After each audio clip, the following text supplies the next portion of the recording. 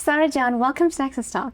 Thank you so much. Thank you for having me, Nila John. So I'm really excited to talk to you today because this is not the first time we're meeting. I met you through the United States of Al, and because I enjoyed the sitcom so much, I went through stalking all of the cast, and your life story really was interesting for me because you've grown up living really different lives. Yep. So I want to start by asking, can you tell us about your early years of where you grew up in and how many countries you basically grew up and like spent your teen years at? Well, it's been quite a wonderful journey, but a long one and a very exciting one. I started, of course, in Kabul, Afghanistan, which is where I was born. And at the age of 7, we moved to India, where I also lived for about 4 or 5 years. And after India, we lived in Thailand for 6 months. Thailand, yep. Okay. Another, that was the surprise that life threw at us. And then after Thailand we were actually meant to go to London, but we ended up in the Netherlands, the beautiful country out of the water, pure, wonderful green country. And Holland is where the Netherlands is where I grew up. Okay, that's awesome. Yeah. And so you're American, Afghan, and Dutch. I am, yes, Afghan, Dutch, American in the order of what I experienced. But yes, I do have dual citizenship, Dutch, American, and my birthplace is and always will remain Kabul, Afghanistan. Yes, of course. And you speak multiple languages as well. And I feel like with each language comes a different personality. How do you deal with all of these like different parts of yourself? It's been quite a journey. In the beginning, it doesn't feel like a wonderful thing when you have to learn a completely different language. And with that comes a completely different persona, but also value system. With that comes a completely different understanding of culture or norms that are acceptable or not in a different country. But in the end, looking back now, it has all served me to be who I am today. And I'm so very grateful for all of it, honestly, in life. The ups and the downs. The downs were at times very lonely when you're an outsider, when you first come to a country where you've never heard of the language, Dutch. Dutch. The most difficult language to learn, I feel like. Everybody always says that, and it is, but thankfully, again, very grateful that I was quite young when we got to Holland. And then, you won't believe it, but I asked my teacher when we first went to school, I asked, like, are all these kids, these are all refugee kids who had just came to Holland. I was like, are they all speaking Dutch or is this other language that I don't know? Because they're not speaking English. And he was like, no, they all learn Dutch.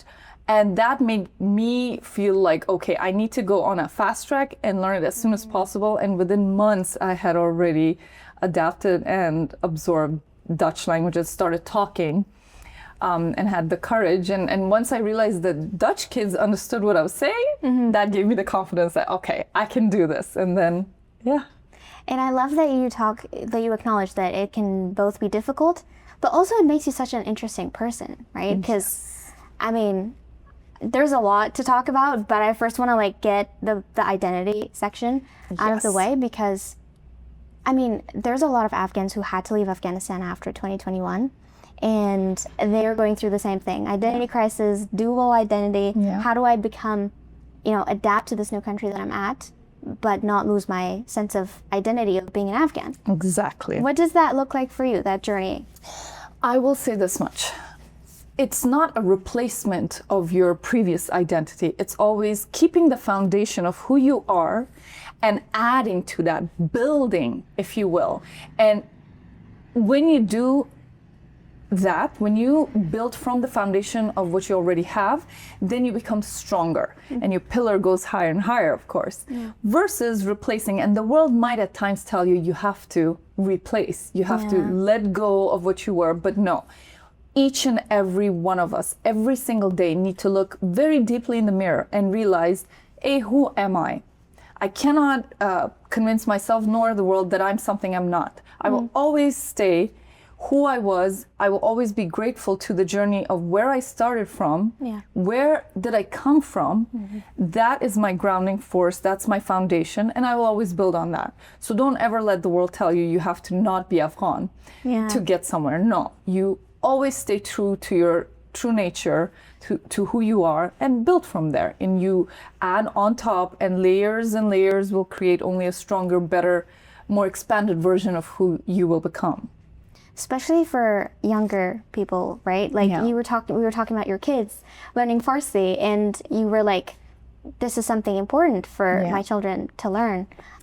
So I love that you exemplify what you talked about as well. I do my best. It's funny. So she's very smart, my little girl, and she realized that her dad and I, when we talk, that she does not understand, and she is a little dominant person. She rules the house. Okay.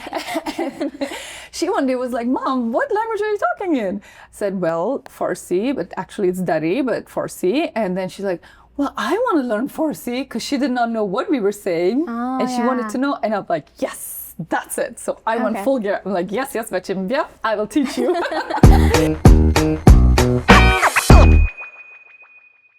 Speaking of Sitara, in your teenage years, how would you describe your, I don't know, like when you were in high school in a senior year? So my teenage years is when actually I started excelling in life. In the beginning, because it was so difficult to integrate into Dutch society,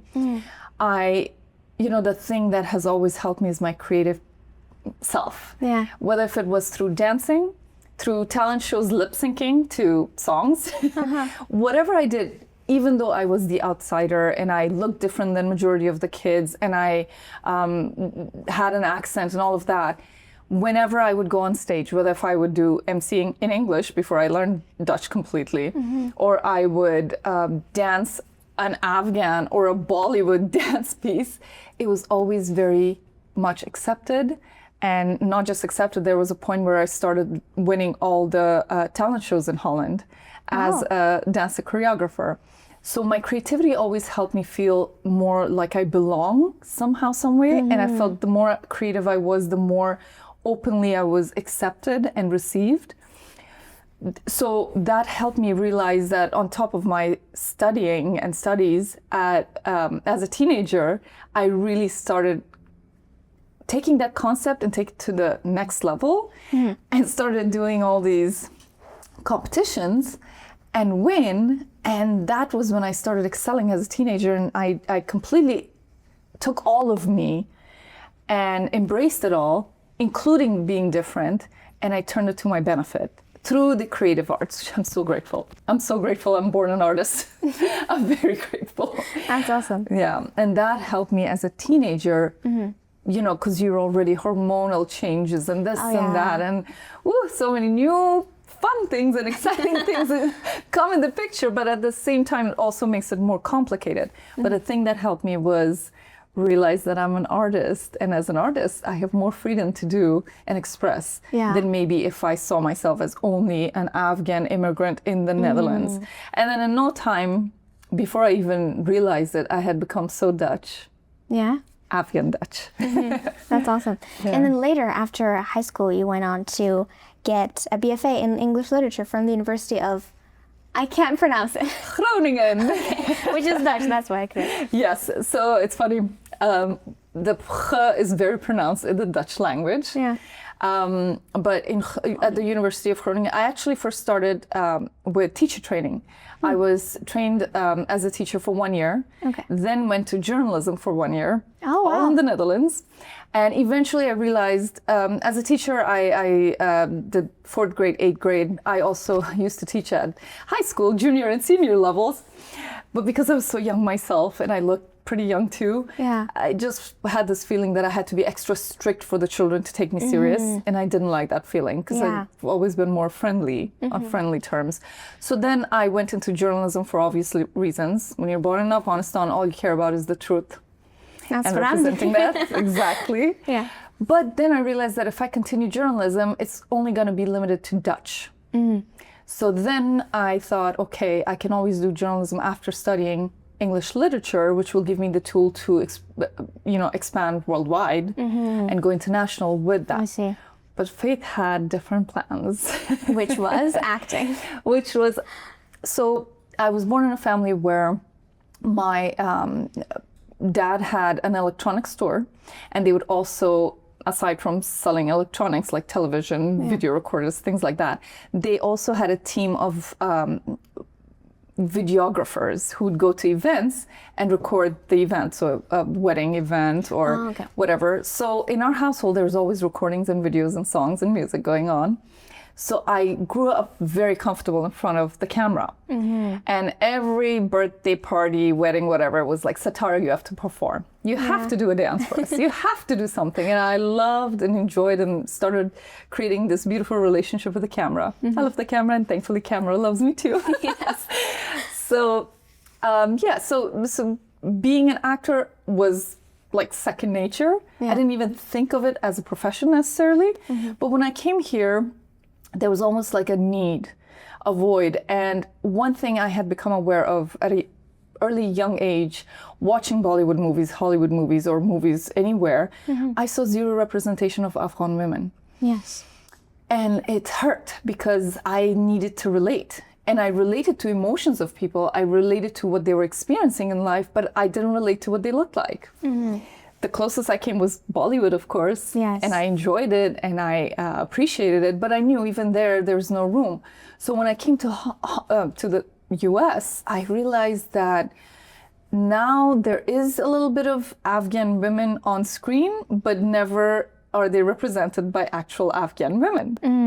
So I'm like, okay, why is that? And one of the things that hit me is that, well, obviously, if the faces of Afghan women have always been behind the burqas, then how are people gonna know what Afghan women look like?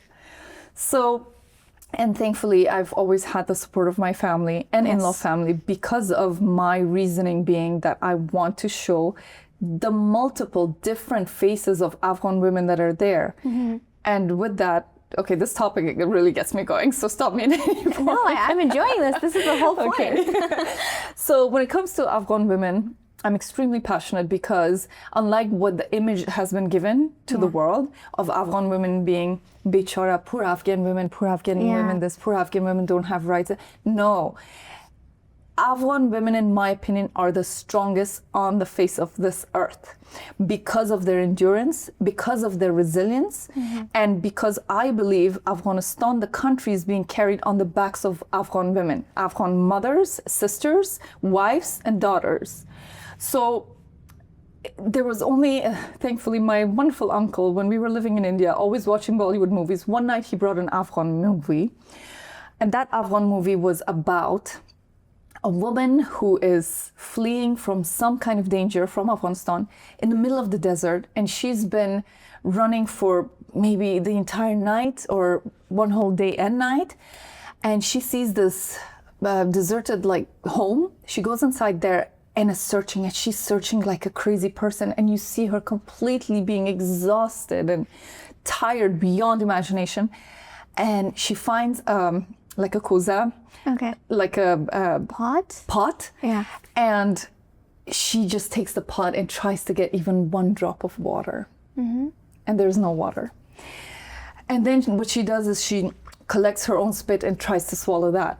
And then whoever is trying to find her, they come to the house, and then she tries to hide and calm her breathing, and that hit me. I think I was maybe 8 years old, maybe 9. And that really stirred something up in me.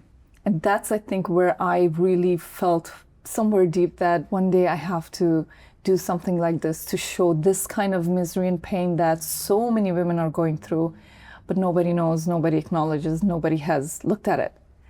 So that movie, I don't know the name. I unfortunately don't know who the actress was in that movie, but it did something for me. That's amazing. Yeah. And it's always about, you seeing your own people, how they're represented, and filling that gap. And you've done that for other Afghan women, which is really, really inspiring. Thank you. So I want to talk about, so you said that you got your degree from the Netherlands. Yes. And then you came to the US. Yes. Was it just like, I want to be in Hollywood, and then you packed your whole life and you came to the US? No. That would have been a nice story. No, my truth is always my best tool. My grandparents, grandmother, grandfather always lived in Laguna Niguel. So we would come and visit them every summer. Yeah. And just like any other summer, the first time I came here to visit them, because first they came to us to Holland a few times. By the time we got our Dutch passport, when we were able to visit them, I fell in love with California. Oh, yeah. Because imagine I'm coming from the cool breeze of Holland to beautiful sunny California, and from my bicycle, because literally in Holland we go to school on bicycle, to university on bicycle, Yes. to work on bicycle, to the doctor on bicycle. Everything's on a wonderful bicycle, which is very healthy. Yeah. But when it's hailing or snowing or, Right. there's a rainstorm, you kind of want to just drive a car. But here everything was in the car, so luxurious, so fun. I was a teenager, so I decided at that point somewhere, I think within myself, that this is going to be final destination one day. And God heard my prayers, and here I am. I took the decision because my entire family was kind of going to move, because my grandparents were here, a lot of family. We were the only ones in the Netherlands, no family okay. whatsoever. But it's ironic how it all worked out. My parents, their paperwork was completed. Mine was the only one not completed. But during one of our visits, I met my better half. Oh. Actually, other half. Let's not make it better. We're equal. Edit. We'll count that for No, my wonderful other half. And we kind of were in a long distance relationship. He helped me complete my bachelor's degree and waited. And then after I completed it, I moved here. And then, it was almost like a given. I did some other corporate work and jobs, but in like within a year or so, it just like Hollywood attracted me. Like there was no way around it. I thought I would do it as a side thing, because I didn't know if I could actually make a living from working in Hollywood. It's unreliable, right? There's like a lot of rejections. A lot of, and the unreliable part of it, the uncertainty that comes with it. Yeah. But that's being an artist, Right. As an artist, you're never certain, which gives you actually the vulnerability to be an artist, to Yes. showcase that that's what actual life is. You can never have true security. I mean, that's how I've experienced it. So, so then the way I was pretty much like my talents and skills were required in Hollywood was through languages. Because I speak, of course, Dutch, Hindi, Farsi, German, a little French, and then of course there's English with different accents. That's awesome. Yeah, Wow. it's pretty cool. So I got into voiceovers for movies and TV shows. So I've that's done where over. you started from. That's how I started. I think I've done over 100 to 100 voiceovers at this point. Wow. Wait, so do you like acting more or voiceovers? Acting, Which is but favorite? voiceovers I could do in my sleep.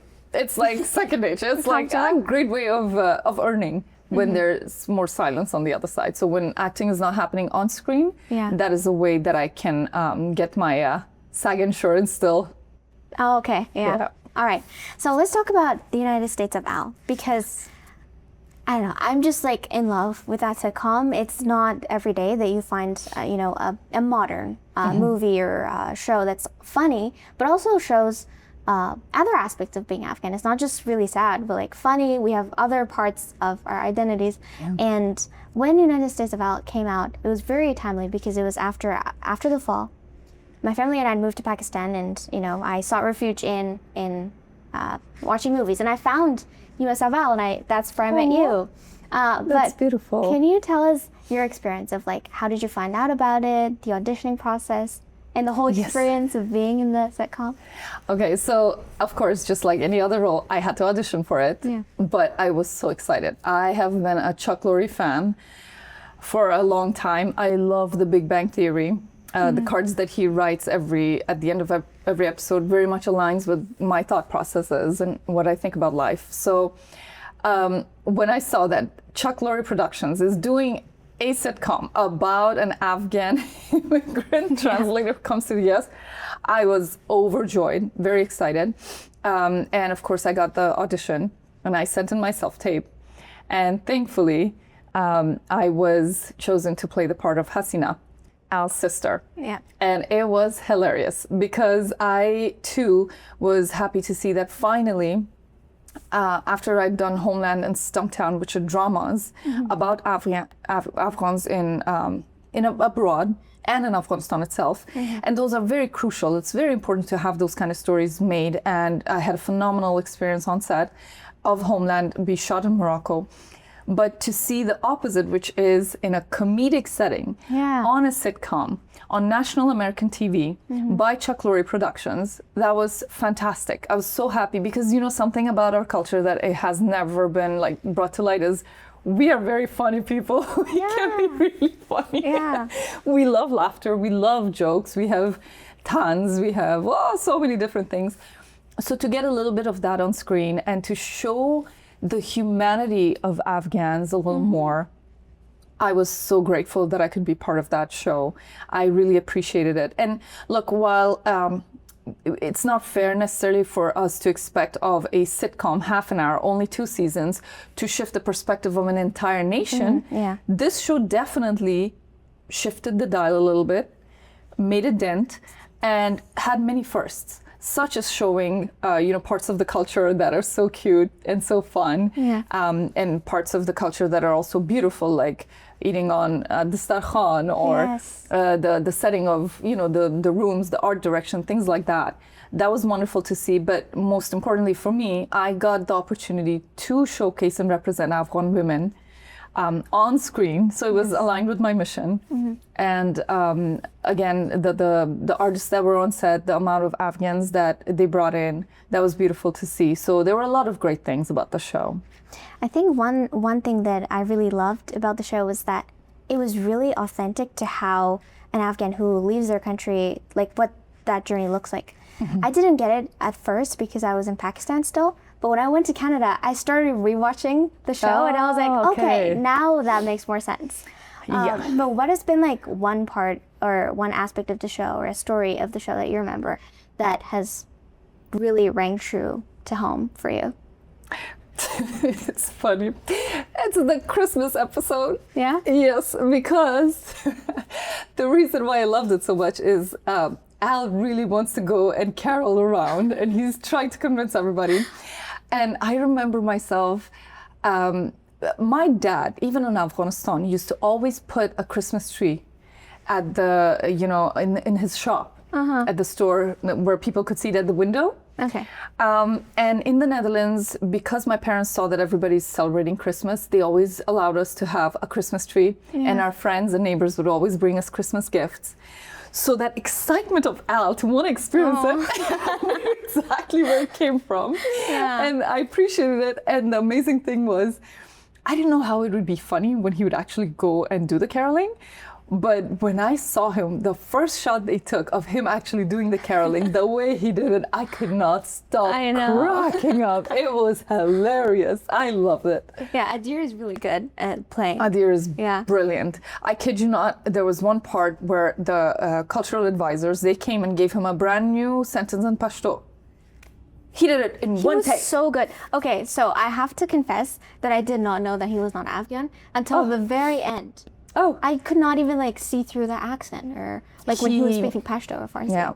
Yeah. See, but that's the thing. And there was a lot of critique about him not being Afghan, representing Afghans. But the thing is, it's about talent.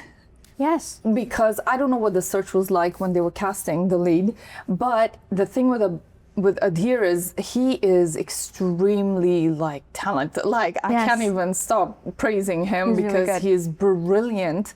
And I saw on set what he was doing, and the way he adapted into and owned Afghan culture. Literally, he owned it. Yeah. It wasn't pretending anymore. Yeah. Because I think he's a very kind-hearted artist that connects through his heart, and I believe whoever does that will excel for sure. Yeah. So there was this genuineness in his willing to really do it and really taking whatever homework he did to make it happen. That by the time he was on set, it was real. Yeah. I also think the critique may come from because we're a small community. We're kind of we're very sensitive with our sense of culture and identity and history. Yeah. But I feel when there isn't enough actors, Afghan actors, because we are not, trained in that way. We don't have a lot of actors in general, women or men. Unfortunately, yeah. I mean, we have to give it to people who come with the talent. You have to, because in the end, it's also, you have to understand it's a business. Of course. And I don't know what the behind the scene things are. These are my perspective. Yeah. I believe that, in the end, a show has to look at the business perspective of it. Maybe that was the reasoning why, but when it comes to an artist and his artistry and how skilled he was, yeah, there's no doubt about how talented he is. And looking at, how long has it been since US of L is out? I think it came out so I was part of season 1 and then season 2, but I think it came out in 2021. Okay. Right after COVID, because I remember we still had to wear the mask and do all the tests and everything for season 1. Even season 2, yeah, that was still a long time ago. Yeah. A long time ago, yeah. How do you think it being out in the world for this amount of time that it has been, I don't know, what kind of feedback has it gotten, or what kind of impact has it had, especially on the Afghan community, or how Afghans are seeing? I think now I see small little clips here and there popping up on TikTok or Afghan TikTok and things, and I'm like, oh yay, it's getting almost more traction now than it did while it was being filmed. So I think people are learning to appreciate it a little better now, because first of all, after US of L, there hasn't been anything like it again. Yes. It's highly time, maybe now it should be a US of Hasina or something. But because now there's so many more Afghans who've come from Afghanistan, and the struggle is real. So yeah, I think there's more appreciation for the bits that do show Afghan culture. Yeah. Yeah. And I think it's a first, like you said. There's going to be a lot more. Maybe US of Hasina. We're waiting for that. This is not be some promotion that I'm trying to get, but yes, there's. Look, I feel there is a very clear hole in the market. If I had the money, I would do it myself. Yes. But producers, directors, whoever is listening, seriously, there's a hole in the market, and there can be so much money made. And right now on Netflix, the international audience of Netflix is amazing. We see that with Turkish shows and movies, Indian shows and movies, of course, Pakistani shows and movies, all different things. So there's literally a big hole for Afghans to have more shows about them, or about their journey, or about Afghans and Afghanistan even. But yeah, it's something that is definitely still lingering. Yeah. But US of L was one of the first, along with all the dramatic parts, but comedic show, that was the first. Hopefully we'll have many more to come. Amen to that. So Sitara, can you tell us about other shows you've been in, Homeland being one of them? Yes, absolutely. So I auditioned for a smaller role for Homeland, and when they saw my tape, they requested another tape for another character, Samira Nouri, who was fighting against corruption in Afghanistan. And I sent in my tape. It's really short and sweet, but I just really connected with her, because that's the kind of Afghan women I would like to represent more on TV, on screen. So when I got it, obviously, I was overjoyed. I was so happy. I had been watching Homeland since its first seasons. I'm a huge fan of Claire Danes. I in Europe, in Holland, I, of course, saw her movie Romeo and Juliet in the theaters with Leonardo DiCaprio. So when I got the opportunity, I was very happy, and I really went for it. I was like, this is a golden opportunity. I'm going to go and do my best, whatever I can, to the best of my ability. And sure enough, everything happened. We were in Morocco for about a month. A month? To shoot, 2 That's episodes. Intense. It's intense. It was great though. Yeah. Morocco's fun. The mountainous area it reminded me of Afghanistan so much. The way the people, the Berbers live there. Yeah. I even saw Kalausha behind their doors, and I was like, oh my God, this is so. It almost helped me bring the character even more to life, because the environment does matter, setting, and it really helped. So I love being in Morocco. I would have loved to be there even longer. Why not? But the reason is because the night shoot and everything, it needed more time. But for me to be part of that, and to have had the opportunity to work with Leslie Linka Glatter as my director, to see such a phenomenal, strong woman direct the episode, and to, work opposite Claire Danes. It was fantastic. Yeah. That's the kind of thing I deserve, I feel, and I got it, and I was fully present for it, and I fully embraced it and enjoyed it thoroughly. So it's currently on Netflix. Awesome. I'm in episodes 2 and 4, season 8. Season 4 is about Afghanistan, and season 8. They're kind of related, but not fully. But if you go straight to season 8, you still will really appreciate what is being shown, because there is, it was really interesting how whatever was happening in that time in Afghanistan kind of correlated to the episodes we were shooting. So I was like, what is happening? It was intense, but good. Yeah, I'll start watching that. Maybe that'll top US somehow for me. You never know. Yeah. The genre is completely different, so it's very intense. And Homeland, you really have to focus, because it's a very intellectual and intelligent show. So it's a different dish, but definitely one worth trying.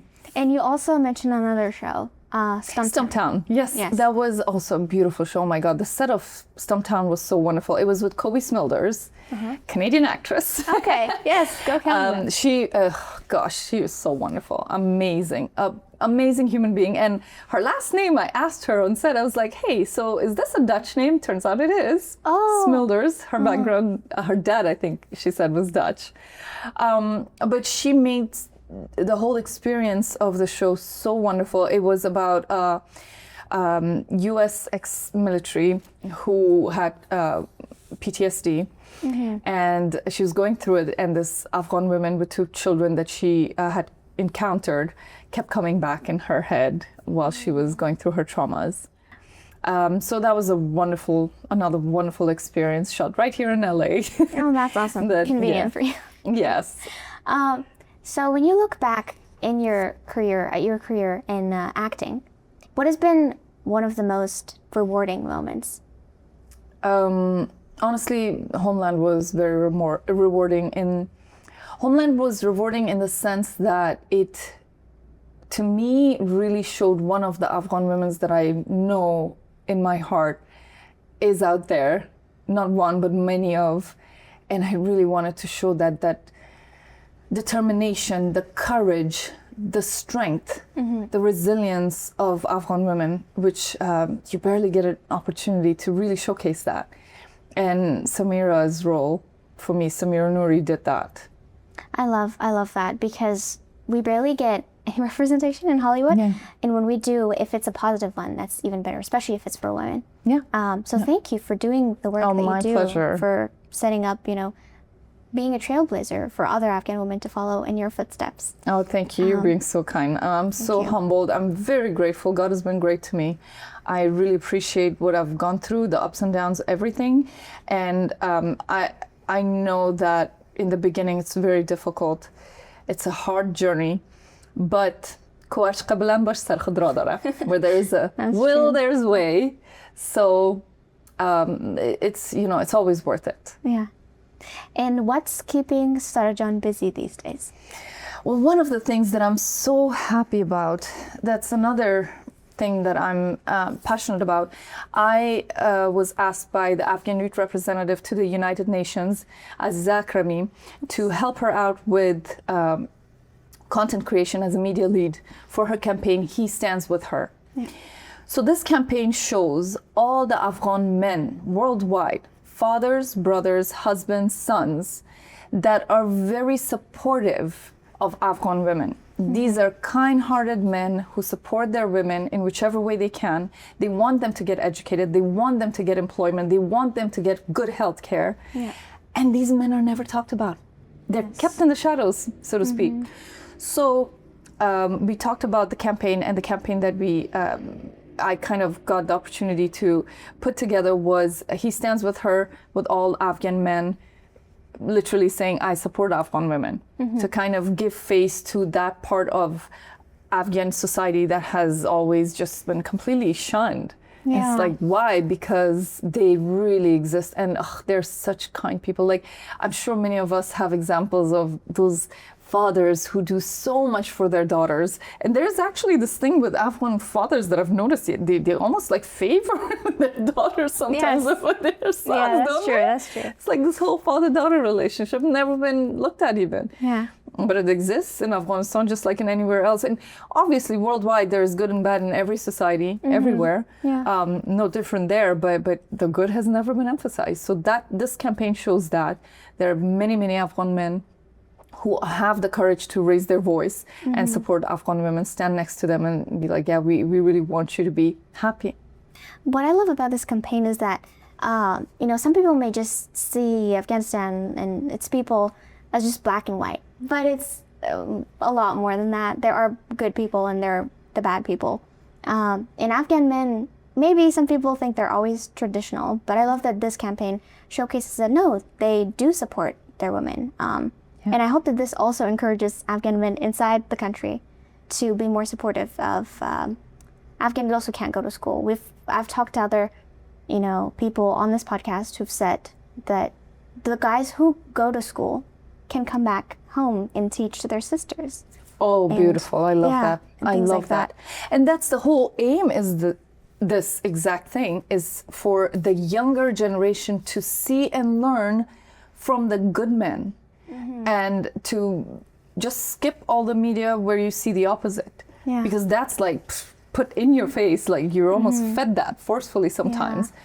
No, there is a whole another way of looking at it, and these examples have to be shown more so that the younger new generation can learn from them and realize that that's not the only identity I can acquire as an Afghan man. Yeah. I can acquire this other identity. That's true. Yeah. Right. Anything else that you'd like to share about your professional life, professional career right now? I'm just very grateful, honestly. I believe in balance in life. I try my best always to balance my personal life as much as I can, being a daughter, wife, mother, most importantly, with my career aspirations or my other passions such as Afghan women's rights or women's rights in general worldwide. But one thing I want to say is that I believe, unlike what the world says or thinks, that Afghan women are great examples of endurance and power and strength, and that the world can learn from it. And you're an example of exactly that. Oh, I'm so humbled. I don't know if I try just to do my part to the best that I can with whatever tools I have.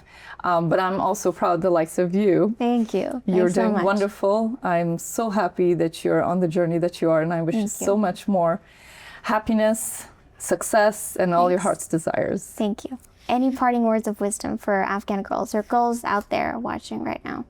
You can and you will. Whatever you set your mind to, you can and you will. Don't let anybody tell you otherwise. Somehow, some way, this too shall pass. Every rainy day passes and there will be sunshine again, especially for those Afghan girls and women who find themselves in Afghanistan right now. There's always sunshine after the rain. Thank you so much, Sitara Jan. It's been a pleasure to talk to you. Pleasure is all mine. I still can't believe that we had this whole conversation. I keep thinking about the first time I saw you through USFL, and it was just surreal that we did this episode together. So thank you so much for taking the time to do this and talking to me. Thank you so much, Nila John, for doing this. I'm, again, so happy to be here. Thank you for having me. Thank you. Until next episode of NexusTalk, stay informed, stay inspired.